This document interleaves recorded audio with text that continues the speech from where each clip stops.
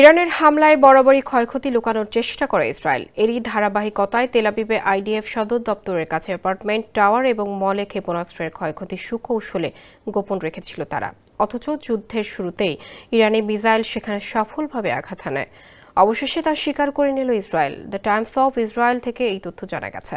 Islamic প্রজাতন্ত্র ইরানের সঙ্গে সাম্প্রতিক 12 দিনের যুদ্ধে ব্যালিস্টিক ক্ষেপণাস্ত্র হামলায় তেল আবিবে কিরিয়া সামরিক সদর দপ্তরের কাছে একটি বিলাসবহুল আবাসিক ভবন ক্ষতিগ্রস্ত হয়েছিল। এই তথ্য আগে ইসরায়েলের অভ্যন্তরে প্রকাশ করা হয়নি। এখন জানা যাচ্ছে আইডিএফ সদর দপ্তরের কাপলান স্ট্রিটের প্রবেশপথের কাছে অবস্থিত 32 তলা আবাসিক টাওয়ারটিতে ক্ষেপণাস্ত্রের আঘাতের ফলে আগুন ধরে যায় এবং বাসিন্দাদের সরিয়ে নিতে হয়। RICL TMX, যুগের পর যুগ স্থাপনা থাকে মজবুত। পৃথকভাবে চ্যানেল 12 জানিয়েছে, কিরিয়া শহরের আশপাশে অবস্থিত আজরাইলি মলো ব্যালিস্টিক ক্ষেপণাস্ত্র হামলায় ক্ষতিগ্রস্ত হয়েছে। মূল ভবনটি অক্ষত, তবে রাস্তার দিকে সরাসরি খোলা বেশ কয়েকটি স্টোর ফ্রন্ট ব্যাপক ক্ষতির সম্মুখীন হয়েছে, যার আনুমানিক পরিমাণ ইসরায়েলি মুদ্রায় 10 লাখ শেকেল। প্রতিবেদনে বলা হয়েছে, হামলার কয়েকদিন পর লুটকারীরা ক্ষতিগ্রস্ত দোকানগুলো থেকে বিপুল পরিমাণ পণ্য এবং নগদ অর্থ চুরি করে।